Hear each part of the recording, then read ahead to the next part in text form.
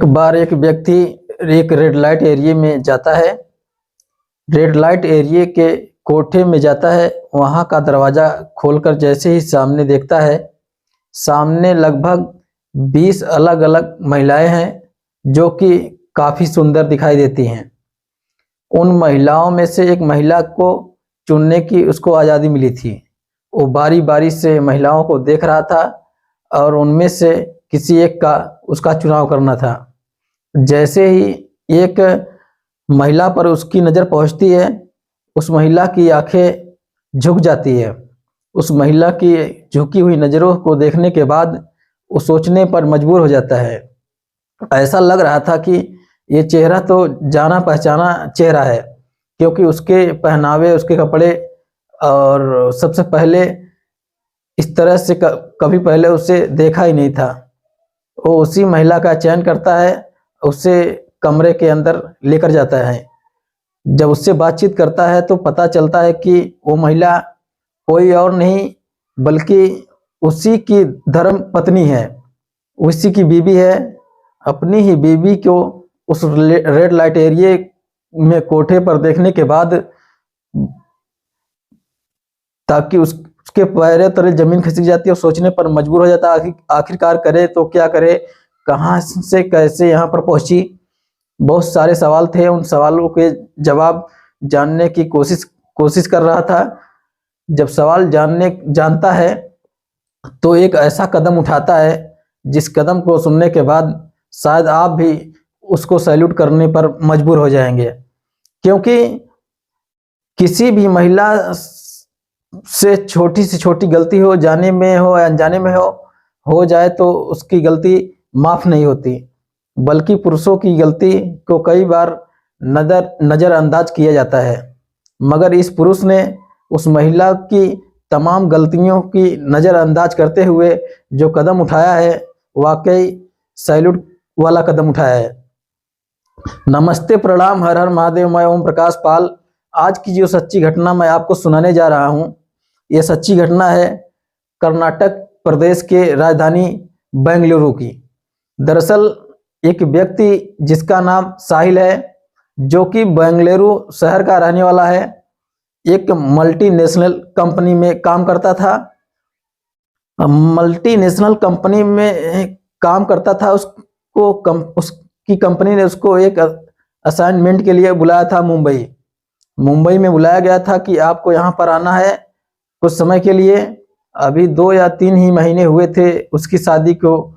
अपने पत्नी को छोड़कर वो जाना नहीं चाहता था, मगर मल्टीनेशनल कंपनी ने, जिस कंपनी में काम कर रहा था, मामला था, आखिरकार उसको जाना था।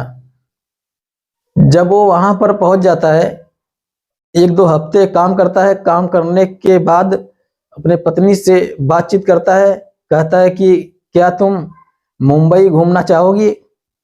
जैसे ही ये बात अपनी पत्नी से कहता है, उसकी पत्नी एकदम खुश हो जाती है, खिलखिला जाती है, कहती है कि मेरा तो सपना था बचपन का, बचपन से ही मैं चाहती थी कि मुंबई जाऊं, वहां जाकर देखूं।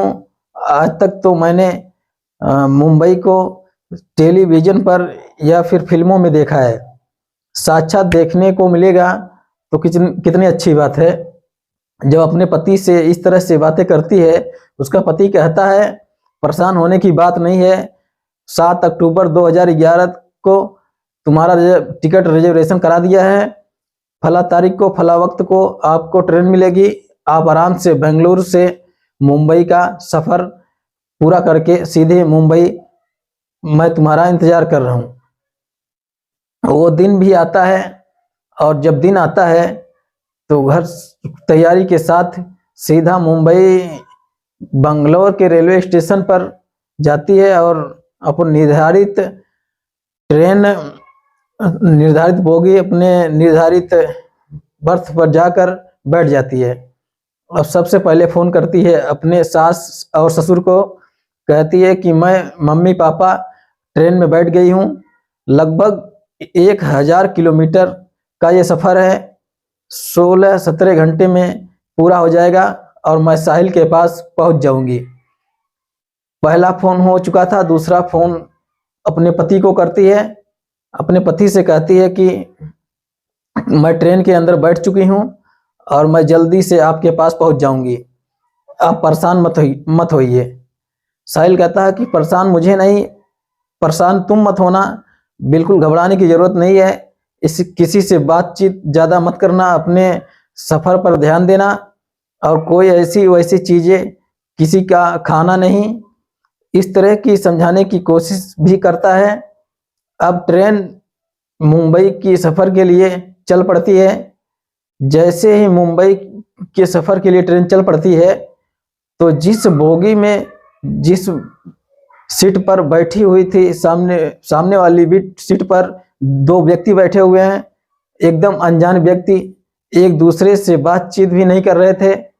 मगर धीरे धीरे जब सफ़र आगे की तरफ चलता है तो वो दोनों व्यक्ति आपस में एक दूसरे का इंट्रोडक्शन लेते हैं, दूसरे से परिचय लेते हैं कि तुम कौन हो, कहाँ जा रहे हो, इस तरह की बातें करते हैं।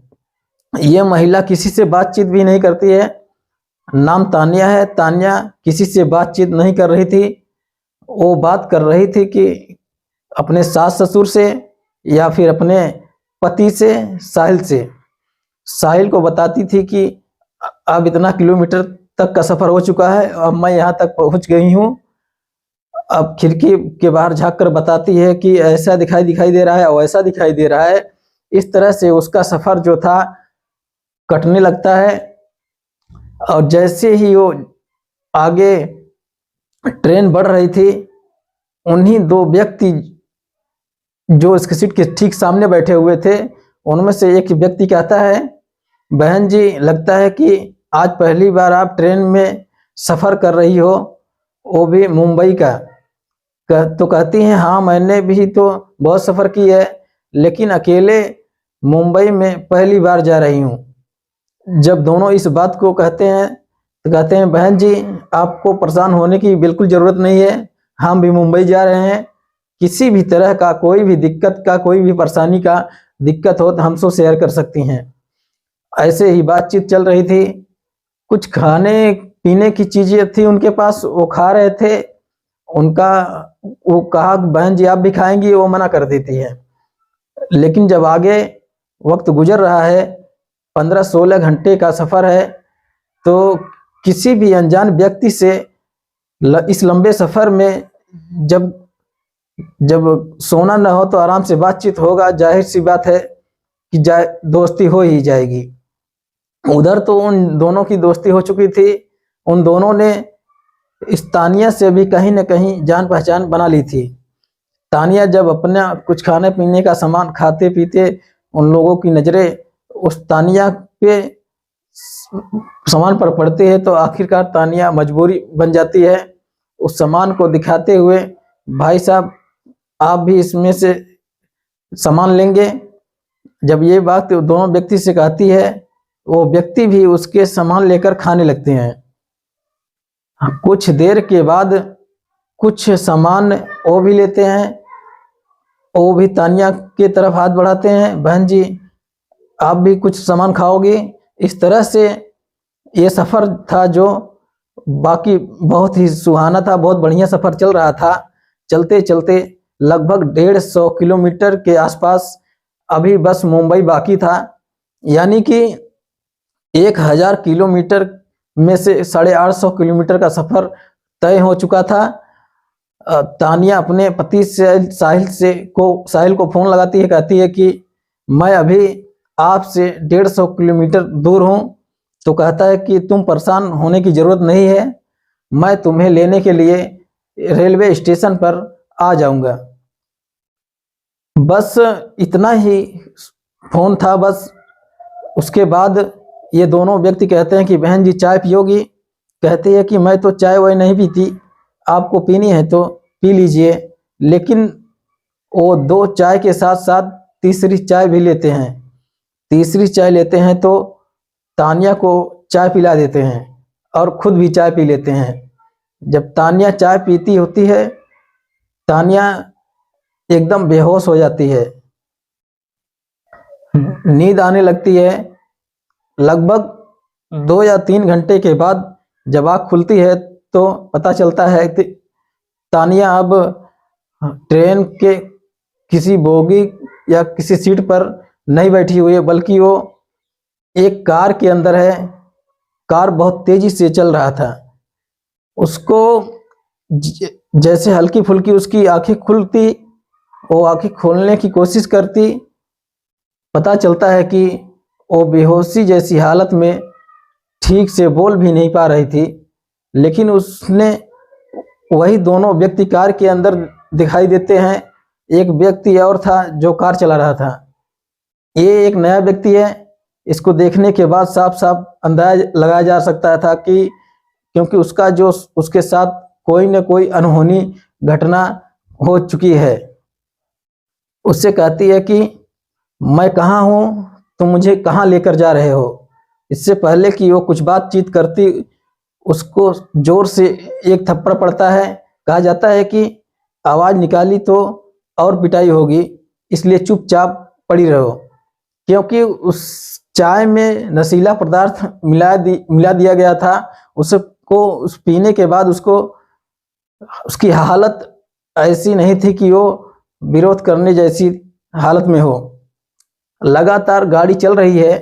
गाड़ी चलते चलते पहुंच जाती है एक ऐसे इलाके में जहां पर जब उसे कार से उस जगह पर ले जा रहे थे तो उसकी हालत चलने लायक नहीं थी। लेकिन उन दोनों ने ऐसा पकड़ा हुआ था जैसे कि वाकई वो महिला बीमारी जैसी हालत में, ठीक ट्रेन से भी उन्होंने वैसे ही निकाला होगा। ट्रेन की जब किसी भी स्टेशन से कार तक लेकर आए होंगे, वहाँ भी उन्होंने इस अंदाजा से निकाला होगा कि जैसे घर के परिवार के जैसे हो, परिचित महिला हो। अब ये सीधे पहुंच जाते हैं कि मुंबई के रेड लाइट एरिया के लिए एक कोठे पर, और वहाँ पर दो महिलाएं बैठी हुई थी। उनसे बातचीत चल रही थी, बातचीत उसको बेचने की। आखिरकार सौदा तैयार हो जाता है, पट जाता है, और कम से कम उसकी कीमत लगती है 45,000 रुपये। 45,000 रुपये लेकर वो दोनों व्यक्ति वहाँ से रफू चक्कर हो जाते हैं। वो महिला हल्का हल्का होश आने लगता है और गिड़गिड़ाने लगती है, रोने लगती है और रहम की भीख भी मांगती है उन दोनों से भी, और उसे ठोकर मारते हुए वहाँ से निकल जाते हैं। अब ये एक कोठे पर मौजूद थी। कोठे का नज़ारा जब देखती है तो वहाँ पर पहले से ही कितनी ही लड़कियाँ थीं जिन्होंने अपने लिबाज में ऐसे पहने हुए थे जैसे देखकर कोई भी पुरुष उत्तेजित हो सके। अब उस महिला को एक कमरे में बंद कर दिया जाता है, चूंकि वो विरोध करने पर उतारू हो गई थी, चीख रही थी, चिल्ला रही थी। इसलिए उसको बांध कर एक कुर्सी पर रखा जाता है। चिल्लाए न, इसलिए मुंह भी बंद कर दिया जाता है। बात 7 अक्टूबर को घर से चली थी। अब ये 8 अक्टूबर, 9 अक्टूबर, इस तरह से एक एक दिन बीतने लगता है और धीरे धीरे करके लगभग 15 दिन गुजर जाता है। उधर उसका पति रेलवे स्टेशन पर इंतजार कर रहा था। काफ़ी इंतजार करने के बाद उसकी पत्नी वहाँ दिखाई नहीं देती। वो बहुत परेशान हो जाता है। फ़ोन करता है तो स्विच ऑफ आता है। अपने माँ बाप से पूछता है कि जाकर रेलवे स्टेशन पर जीआरपी को सूचना देता है। साथ में ही पुलिस स्टेशन में जाता है, अपनी पत्नी की गुमशुदगी का एफआईआर दर्ज कराता है। तमाम कोशिश करता है। कोशिश करने के बाद उसकी पत्नी मिल जाए, सीधा वो बेंगलोर के रेलवे स्टेशन पर जाता है। जाकर किसी से भी सीसीटीवी चेक कराता है। कहता है कि वाकई उसकी पत्नी रेलवे स्टेशन पर आई है और ट्रेन के अंदर बैठी है, लेकिन कहाँ है। वो तमाम कोशिश कर रहा था और उधर उसकी पत्नी टॉर्चर हो रही थी। रोज उसको मारा जाता था, रोज उसको पीटा जाता था, रोज उसको खाना भी नहीं दिया जाता था, और जितने भी हैवानियत उसके साथ हो रहा था उसकी उसने कभी कल्पना भी नहीं की। जब धीरे धीरे वक्त गुजरने लगता है, 16वें दिन उस कोठे के जो मालिक हैं सुनीता पुजारी उससे कहती है कि बहुत दिन हो गए, यदि आज तुम तैयार होकर ग्राहक के लिए तैयार नहीं होती हो तो फिर तुम्हारा वो हासिल किया जाएगा जिसकी तुम कल्पना भी नहीं की होगी। लड़कियां उसको समझाती हैं, जो पहले से वहाँ लड़कियां काम कर रही थी उन लड़कियों पर दबाव बनाया जाता है और लड़कियों से कहती हैं, तानिया तुम मान जाओ, चूंकि तुम अब यहाँ से जाने का रास्ता सब बंद हो चुके हैं, तुम्हें यहीं रहना होगा, यही काम करना होगा। अब तुम्हें कोई छुड़ा नहीं सकता, कोई बचा नहीं सकता, तुम्हारी कोई मदद करने वाला नहीं है। 16वें दिन आखिरकार तानिया टूट जाती है और तानिया भी ऐसे ही कपड़े पहनती है जिसको कपड़े देखकर पुरुष देखने के बाद उत्तेजित हो जाते हैं, आकर्षित हो जाएं। और आज 20-22 महिलाओं में से तानिया का नंबर था। चूंकि ग्राहक ने तानिया के ऊपर नज़र रखी और तानिया को पसंद किया, तानिया को कमरे में लेकर जाता है। जाने के बाद जैसे ही वो अंदर की दरवाज़ा बंद करता है वो तानिया गिड़गिड़ाने लगती है, रोने लगती है और रोते हुए ऐसे ही उस कमरे से उसकी आवाज़ बाहर नहीं जाती। उसके आंखों में आंसू थे और वो आंसू टपक रहे थे। रोते हुए, गिड़गिड़ाते हुए, पैर पकड़ते हुए कहती है कि मुझे भैया माफ़ कर दो, मैं ऐसे ऐसे यहाँ चली आई हूँ। मेरे पति साहिल ने, जो कि मल्टीनेशनल में काम करते हैं, मुझे तो सिर्फ यहाँ मुंबई घूमने के लिए आना था। किसी ने मुझे चाय में कुछ नशीला पदार्थ देकर पिला दिया और मुझे यहाँ पहुँचा दिया। वो अपने परेशानी, अपनी दर्द जब बयां करती है तो उस व्यक्ति ने, हालांकि कोठे पर आने वाला व्यक्ति भी शरीफ हो ही नहीं सकता, इसलिए उस व्यक्ति ने इंसानियत का परिचय देते हुए कहा कि मैं तुम्हारी क्या मदद कर सकता हूँ। जब बात मदद करने की आती है तो वो कहती है कि तुम मुझे मेरे पति से बात करा दो। उधर साहिल अपने पत्नी की तलाश करने की तमाम कोशिश कर रहा था। आखिरकार वो बार बार फोन देखता था, सोच भी रहा था कि सफ़र शुरू होता है तब फोन आता है। सुबह शाम रोज फोन करती थी, अब फोन आता ही नहीं है, फोन स्विच ऑफ हो रहा है। लेकिन जब 16वें दिन जाकर जब एक अनजान नंबर से फोन आता है साहिल के पास और आवाज़ आता है कि रोते हुए कि मैं तानिया बात कर रही हूँ, मैं कहाँ हूँ मुझे पता नहीं है, मुझे बचा लो, मुझे यहाँ नहीं रहना है। जब पूरी कहानी, उस बातचीत सुनता है साहिल, वो कहता है कि तुम हो कहाँ? कहती है मुझे नहीं पता। तानिया ने मना कर देती है, मुझे कुछ नहीं पता, ये कहाँ है, किस कमरे में है, किस कोठे पर है, किस रेड लाइट एरिया में है और इलाका गुमसा है। सारी जानकारी व्यक्ति देता है, जो व्यक्ति अभी तक उसकी मदद कर रहा था। साहिल को जब इसकी सूचना मिल जाती है, साहिल सोचने पर मजबूर हो जाता है, आखिरकार करूं तो क्या करूं, इसको कैसे बचाऊं। जब बात बचाने की आती है तो कहता है कि पुलिस के पास जाऊंगा, पुलिस वहां पर छापा मारेगी तो पता चला कि वो कोठे से गायब कर दिया जाए, कुछ उसको नुकसान पहुंचाया जाए, इसलिए ऐसा कुछ नहीं करता है और सीधा वो बगैर पुलिस की मदद लिए सीधा पहुंच जाता है ग्राहक बनकर उसी कोठे पर। और उसी कोठा पर जाने के बाद तब तक वो पुराना ग्राहक जा चुका था, अब नया ग्राहक साहिल बनकर आता है। उन महिलाओं में से तलाश करता है, अपनी बीवी को ढूंढने की कोशिश करता है, हर महिला को रिजेक्ट कर देता है, ये नहीं चाहिए, वो नहीं चाहिए। और जब नंबर आता है तानिया का, हाँ एक लड़की जो नई वाली है उसको लेकर आओ, शायद उसको ये पसंद कर ले। तानिया को देखता है, देखते ही उसकी बीवी नज़रें झुक जाती है, डबडबाने लगती है, आंखों में आंसू गिरने लगते हैं और रोते हुए पत्नी को देखकर हैरान था, परेशान था और सीधा कहता है कि मुझे यही लड़की चाहिए। उसको लेकर वो कोठे के अंदर जाता है, उसकी पूरी कहानी सुनता है, आखिरकार यहाँ कैसे पहुंची। वो अपनी पत्नी से नाराज नहीं होता, बल्कि सीने से लगाता है, कहता है कि तुम्हें परेशान होने की ज़रूरत नहीं है, अब ज़रूरत है हमें ठंडे दिमाग से काम लेने की और सोचने की। ऐसे ये सोचो कि यहाँ से निकले कैसे, हम यहाँ से भागने की कोशिश करें तो ये हम पे हमला कर देंगे, हमें मार भी सकते हैं, हमें नुकसान भी पहुँचा सकते हैं। तभी बैठे बैठे साहिल को एक तरकीब सूझी और पुलिस कंट्रोल रूम को फ़ोन करता है।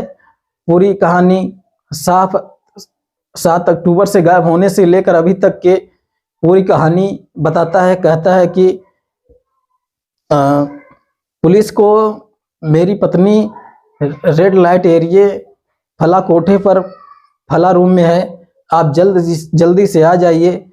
पुलिस ने वाकई ईमानदारी से काम किया, बहुत अच्छा काम किया। मुंबई पुलिस भी सैल्यूट के हकदार है। मैं बात कर रहा हूँ सन 2011 की, वो किस्से की। पुलिस वहाँ पर बड़ी संख्या में पहुँचती है और उस कोठे को घेर लेती है। साथ में जब वहाँ छापा मारा जाता है, हर एक कमरे की तलाशी होती है, तो साहिल और तानिया अपने एक कमरे के अंदर मौजूद मिलते हैं और दोनों की हालत देखने के बाद पुलिस उन्हें सुरक्षित वहाँ से निकालती है। न केवल तानिया को निकालती है, बल्कि ऐसे कई लड़कियाँ होती हैं जो बेवजह ऐसे ही दलालों के चक्कर में फंस जाती हैं। उन दलालों के बारे में जब पता करने की कोशिश की जाती है तो पता चलता है कि वो दलाल सिर्फ रेलवे स्टेशन, बस स्टॉप ऐसी ही जगहों पर नज़र रखते हैं गिद्ध की तरह। कोई लड़की, कोई महिला, कोई ऐसी अकेली जा रही हो तो उसको सुंदर दिखने वाली हो, ताकि उसको निशाना बनाया जाए, उससे किसी भी तरकीब से कोठे तक लाया जाए और बेचा जाए। तानिया भी तो ऐसे ही आई थी। तानिया को बहुत देर के बाद होश आया था, हालांकि वो अपने पति के पास थी। पुलिस उसको छुड़ाकर यहाँ से वापस बेंगलुरु भेज देती है। और पुलिस ने जब यहाँ से इसकी जो मालकिन है कोठे की, सुनीता पुजारी और रमीदा शेख, इन दोनों के साथ साथ 2 और व्यक्तियों को गिरफ्तार करते हैं। साथ में इन चारों की मदद से उन दोनों दलालों को भी कई दिनों के मशक्कत के बाद भी उन्हें भी गिरफ्तार कर लिया जाता है। दोस्तों, ये वाकई साहिल ने बहुत ही अच्छा काम किया, अच्छा इंसानियत का परिचय दिया, जो अपने पत्नी की ज़िंदगी को बचाया। कोई भी अगर व्यक्ति हो, शायद वो अपनी पत्नी की छोटी सी बात को उस पर तमाम तरह के लांछन लगा सकता है, कह सकता है कि तुम यहीं कोठे पर रहो, अब तुम मेरी ज़िंदगी में आने की कोशिश मत करो। उस इंसानियत का परिचय देते हुए अपने पत्नी को बचाया और कई लड़कियों को बचाया, वहाँ से बचाया। दोस्तों, वाकई इस व्यक्ति ने सैल्यूट का काम किया है, सैल्यूट का हकदार है। साथ ही में इस कहानी का बताने का मेरा यही उद्देश्य है कि किसी को परेशान करना नहीं, किसी को बल्कि सचेत करना है, जागरूक करना है कि आप जहां भी रहें स्वस्थ रहें, सुरक्षित रहें, अपना ख्याल रखें। जय हिंद।